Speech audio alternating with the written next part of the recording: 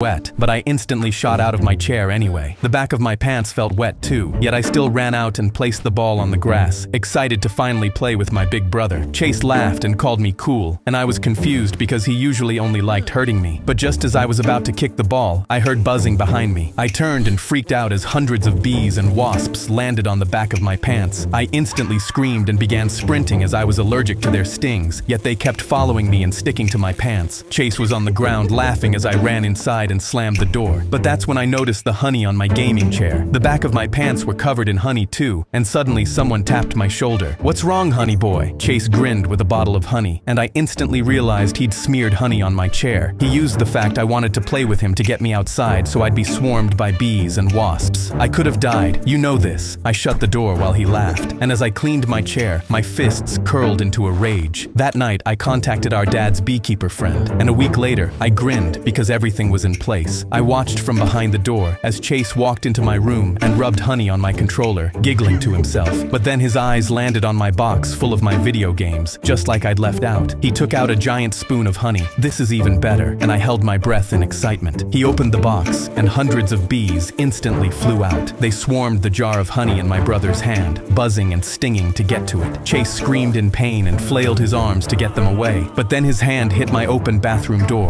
The jar of honey I'd placed on top tipped, splattering on his head as the bees now swarmed to his face. He clawed at himself and tried to just sprint out of my room, and that's when I slammed the door in his face. He dropped like a statue while the bees swarmed around him. I wiped my hands and listened to the buzzing on the other side. "What's wrong, honey boy?" My older brother tossed me a ball while I was gaming. "Do you want to go?" I told my girlfriend's mom I was the world's biggest Twilight fan because her living room had 6 Edward posters and I wanted her to like me. She grabbed both my hands and whispered, "Finally, someone for trivia night." Then she pulled me toward the basement stairs and shouted, "Everybody get dressed, we start in 20. My girlfriend leaned close while her mom carried out a cardboard cutout of Jacob. "You told her you loved the books?" I said. I thought liking vampires was enough. Her uncle walked past us in a blonde wig, and her cousins hurried downstairs with glitter smeared across their cheeks and collarbones like they had just stepped into vampire sunlight. Someone planted a life-size werewolf beside the snacks, and her mom rang a bell shaped like an apple, and I realized I had lied myself into Forks, Washington. Her mom pointed at me first. "Easy one. Who turned Edward into a vampire?" I had seen one movie on cable, half asleep, so I gripped my paper plate and guessed the first doctor name I could find in my brain. "Carlisle." The basement clapped. Uncle Carlisle adjusted his blonde wig like I had honored his bloodline. Her mom leaned over the scorecard. "What gift does Jasper have?" I pinched my girlfriend's sleeve under the table. She did not help. "Bad vibes?" The room went silent. Then her cousin said, "Technically, emotional manipulation." Everyone clapped again. I stopped gripping the plate. Twilight sounded fake, even when it was real. Her mom asked why vampires played baseball during thunderstorms. I said, "Because they hit the ball like a car crash?" "Correct." Then she smiled. "What did Jacob do after Bella had her baby?" I sank lower in my chair while the werewolf cutout leaned over the snacks. No real answer could be normal, so I built the worst sentence I could. "He fell in love with the baby?" My girlfriend covered her face. Her mom slammed the Apple bell. "Imprinted, but yes." Her mom stood and cleared her throat. "Final question. Alice can see the future, unless what?" The whole sparkly family turned to look at me expectantly. I began to sweat, knowing I couldn't fake my way out of this one. My girlfriend shook her head, begging me to stop. But Twilight had taught me one thing. The answer was whatever made the least sense. Unless someone changes their mind? Her mom dropped the scorecard. The basement went silent. Then Uncle Carlisle whispered, "That's correct." My girlfriend grabbed my sleeve. "How are you doing this?" I waved one hand at the Jacob cutout, the glitter, and the bell. After the baby imprinting thing, I stopped trying to be right and started trying to be Twilight. Her mom smeared glitter across my face. "You get to be Edward next month." I told my girlfriend's mom I was the world's biggest Twilight fan because her living room had 6 Edward. I was in the middle of my biology final when I looked up and saw a clown with his face pressed against the classroom window. I tried to ignore him because I hadn't had time to study for this test and didn't need the distraction, but he was staring right at me and smiling with all his teeth.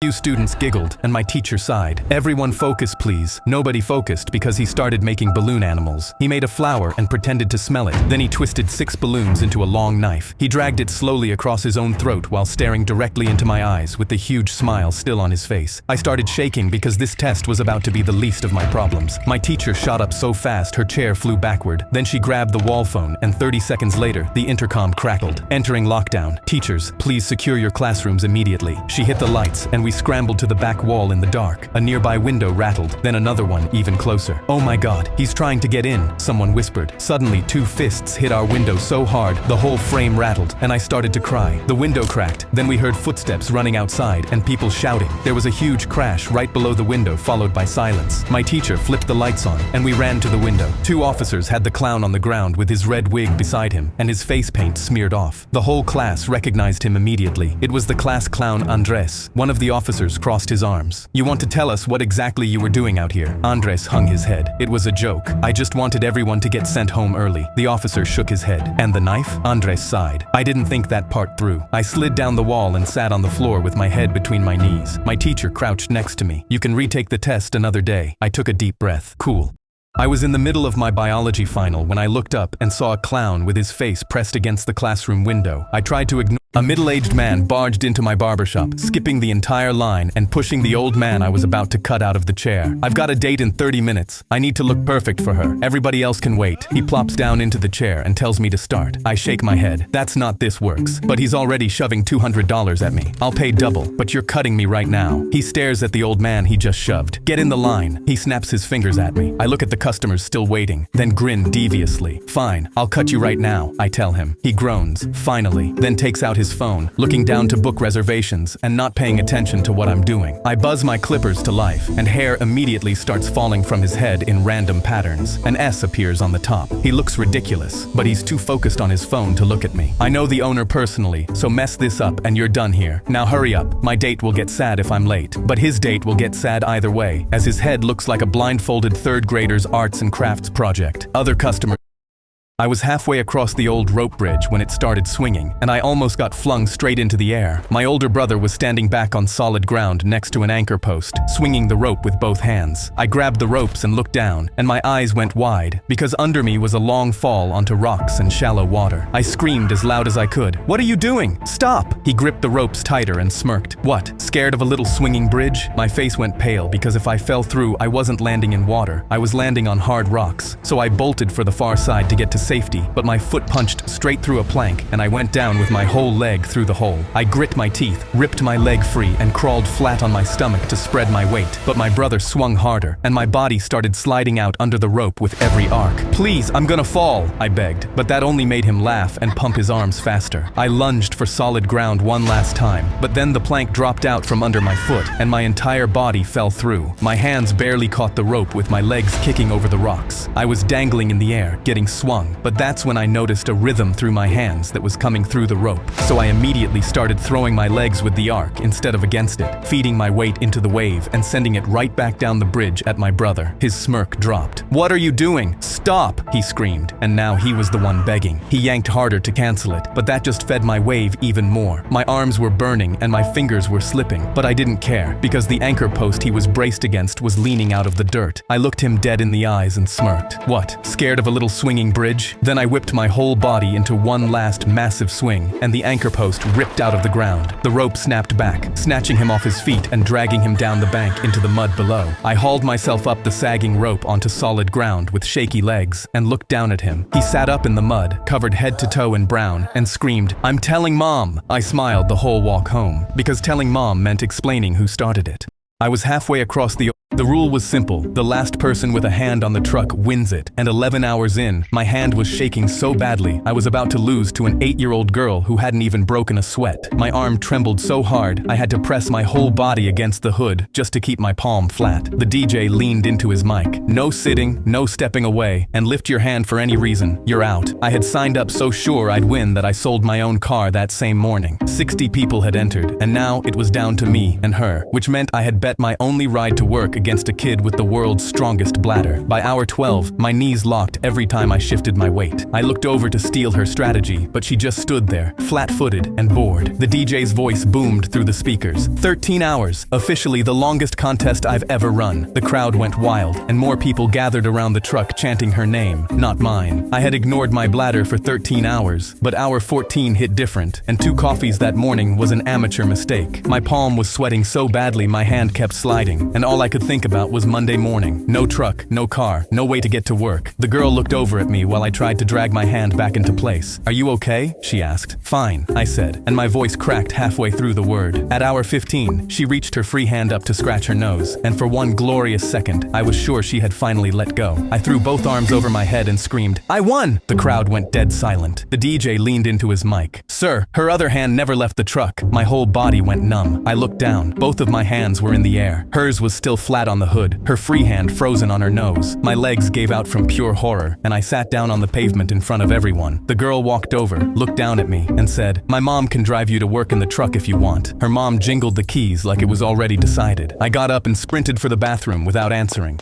The rule was simple. The last person with a hand on the truck wins it. And 11 hours in, a mom in yoga pants pointed at me in the ice cream truck line and yelled, "That man just cut in front of my son for Blue Monster Crunch." I set my hand on my nephew's shoulder and pulled him half a step behind me. He gripped the $3 I'd given him as a reward for not biting the dentist. I'd promised him if he made it through the appointment, I'd buy him a Blue Monster Crunch he could bite as hard as he wanted, and his jaw was already working side to side just thinking about it. The driver leaned out, freezer lid half open. "I only have one Blue Monster Crunch left. If my nephew didn't get it, somebody else was getting bit instead." The woman raised her voice before I could answer. "He's teaching a child to cut for ice cream." My nephew's teeth clicked together, and I clamped my hand flat on his shoulder to keep him from lunging at her purse strap. I planted my foot in front of his sneaker. "We've been in line the whole time." She slapped $4 on the counter. "My son deserves it more." My nephew's whole body leaned forward, jaw open, eyes locked on her wrist, and I hooked 2 fingers into his collar and hauled him back against my leg. The woman didn't flinch, so I stood straighter and put my body fully between them because I knew she was seconds away from crying about a bite mark instead of an ice cream bar. He was next, and he bites. The driver looked at both kids, then reached into the freezer, and I felt my nephew's fingers dig into my leg like he was counting down. The driver pulled out the last Blue Monster Crunch, and the yoga mom's hand shot across the counter and grabbed it at the same second my nephew's jaw snapped forward at her sleeve. I hooked my arm around his chest and yanked him back just as her son tugged her jacket. "I want SpongeBob." She turned, hand still holding the ice cream bar in the air. "What?" He pointed into the freezer. "The one with the weird eyes." My nephew stopped straining against my arm and leaned around me to look. "Can I get one too?" The driver dug 2 SpongeBob bars out from the bottom of the freezer and passed one to each boy. They ripped off the wrappers, tapped them together like a cheers, and my nephew sank his teeth straight into SpongeBob's face while Yoga Mom stood there still holding the melting Blue Monster Crunch. He grinned up at me. "I only bite ice cream now."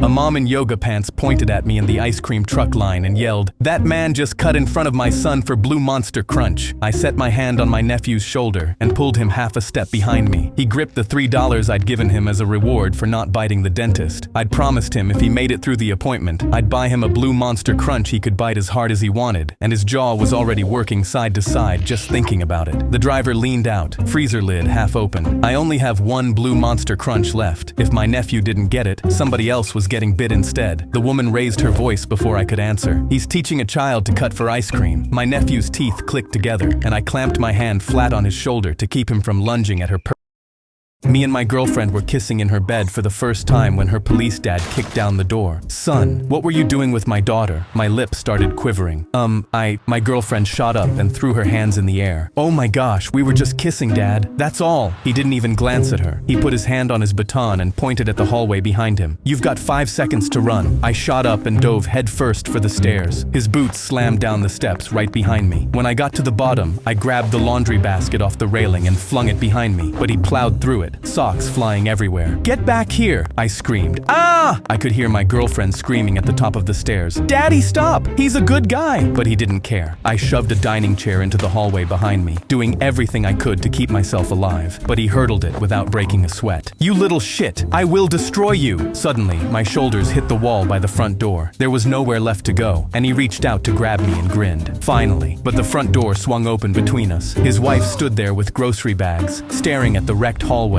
and her purple-faced husband. "What is going on in my house?" He straightened up and pointed at me. "This young man thinks it's okay to kiss our daughter." She stared at him for a second. "Oh my gosh, that's it? That's why you're losing it right now?" Just like that, the air went out of him. Yes, honey." She nodded at the mess on the floor and put her hands on her hips. "You have 5 seconds to clean up this mess." He bent down without another word, and she put her hand on my shoulder and smiled. "Sorry about that. Let's start over. What would you like for dinner?" My girlfriend kissed me on the cheek. "He likes lasagna." Me and my girlfriend were kissing in her bed for the first time when her police dad kicked down the door. Son, what were you doing with my daughter? My lips started quivering. My girlfriend shot up and threw her hands in the air. Oh my gosh, we were just kissing, Dad. That's all. He didn't even glance at her. He put his hand on his baton and pointed at the hallway behind him. You've got 5 seconds to run. I shot up and dove headfirst for the stairs. His boots slammed down the steps right behind me. When I got to the bottom, I grabbed the laundry basket off the railing and flung it behind me, but he plowed through it, socks flying everywhere. Imagine scroll. I was pulling into my driveway in my brand new car when I felt the wheels lose traction and screamed. I slammed into a tree, and when I stumbled out, I saw banana peels smeared all over my tires, and I heard laughing behind me. My little brother Zach pointed. Gotcha, loser! That's what you get for getting a car before me! My whole body filled with anger. You're 14, bruh! You can't even drive! But he got closer. If I can't have a car, neither can you. I looked at my wrecked car, years of savings gone, and stormed inside with my fists clenched because I wasn't letting this little brat get away with this. I went to my parents to expose him, but Zach cut in front of me. He crashed his new car being reckless. I threw my hands up. No, he put banana peels in the driveway, but my parents just laughed. Zach would never do that. He's clearly more responsible than you. Through the window, they saw my car. And you're paying for the damage yourself. Zach stuck his tongue out while they wrapped their arms around him as I walked away defeated. I towed the car to the mechanic, hoping I could fix it, but he handed me a bill for $5,000. But I had 2 cents in my bank account, so I had to sell my dream car and walk home with nothing. I didn't think it could get worse, but when I got home, a brand new car was sitting in the driveway. My parents were hugging Zach. This is his reward for doing the right thing. He ran up and shoved the keys in my face. Told you, I deserve a car more than you. Be more responsible next time. But I just stood there, calm, because I had the perfect plan. The next day, I found Zach and laughed. What a loser. You can't even drive, bruh. He shot up, angry. I could. At least I have a car. But I slapped my knee. Nah, bruh. You're still learning about fractions. He grabbed his keys. Oh yeah? Watch me. He jumped in his car and floored it in reverse. I looked at the banana peels I planted the night before and saw his tires hit the peels, spin out, and slam the whole front end into the mailbox. Before he could blink, I ran inside screaming, Zach crashed his car. He's not even allowed to drive. My parents stormed out, and this time, they saw everything. Zach Ronaldo Avery, you're grounded, and no car until you're 18. Zach sobbed into his hands as they turned to me. As a reward, we'll fix it and give it to you instead. They hugged me as I stuck my tongue out at my brother. Be more responsible next time. I was pulling into my driveway in my brand new car when I felt the wheels lose traction and screamed. I slammed into a tree, and when I stumbled out, I saw banana peels smeared all over my tires, and I heard laughing behind me. My little brother Zach pointed. Gotcha, loser! That's what you get for getting a car before me! My whole body filled with anger. You're 14, bruh! You can't even drive! But he got closer. If I can't have a car, neither can you. I looked at my wrecked car, years of savings gone, and stormed inside with my fists clenched because I wasn't letting this little brat get away with this. I went to my parents to expose him, but Zach cut in front of me. He crashed his new car being reckless. I threw my hands up. No, he put banana peels in the driveway, but my parents just laughed. Zach would never do that. He's clearly more responsible than you. Through the window, they saw my car. And you're paying for the damage yourself. Zach stuck his tongue out while they wrapped their arms around him as I walked away defeated. I towed the car to the mechanic, hoping I could fix it, but he handed me a bill for $5,000.